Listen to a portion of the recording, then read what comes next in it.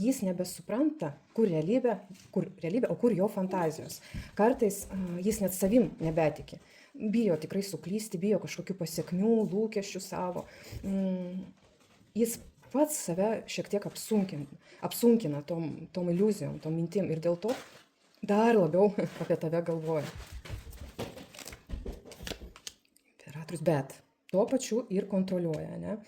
Įjungia vis tiek tą vyrišką režimą, kad jis yra suaugęs vyras, ne mažiukas, ne berniukas ir žino, kaip teisinga. Jis bando valdyti tą visą situaciją protu, nes bijo prarasti tą stabilumą vidinį. Bijo netgi pasirodyti silpnas, ne? Bet su tavim ta kontrolė, aišku, pradeda braškėti. Tai jį labai labai nervina pagal imperatorių. Todėl kartais jis gali atrodyti ir šaltas, bet tai ne apie jausmų nebuvimą, o apie baimę kažkokią vidinę. Ne? Taurių riteris. Na, vis dėlto tie jausmai prasiveržia. Jam norisi tos šilumos, tos romantikos, norisi ir tau ir parašyti, ir pasakyti, kad nors gražaus. Nu, jis su tavim tampa toksai švelnesnis. Jis pats to iš savęs tikrai nesitikėjo, kad jis toksai bus su tavim. Kartais gali net juoktis iš savo sentimentalumo, nes tu pažadini jame tokį švelnumą. Tai tikrai ne žaidimas, tai tikra.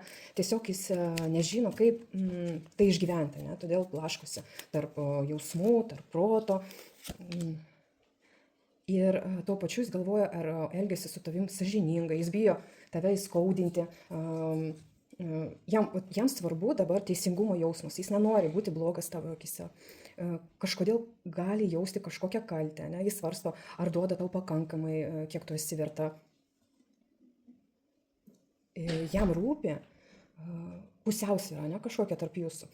Jam rūpi ta pagarba vienas kitam. Jis galvoja ir apie sąžinę, apie atsakomybę.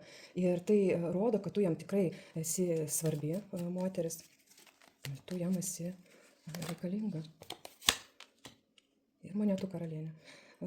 Jo galvoje tu esi labai vertinga moteris. Rami, šilta, stabili. Su tavim nėra chaoso kažkokio. Su tavim saugu. Tu ne apie kažkokios isterijas, dramas, ne apie kažkokius nervus arba emocinės supynės. Tu esi apie patikimumą, realybę. Ir jis jaučia tavo tą vidinę stiprybę, nes, kaip ir sakiau prieš tai, tu nesi jam kažkokia trumpalaikė istorija. Tu esi moteris, su kuria galima gyventi, kažką statyti, galvoti. Ir būtent tai jį labiausiai traukia ir gąsdina tuo pat metu. Ačiū visiems ir viso gero.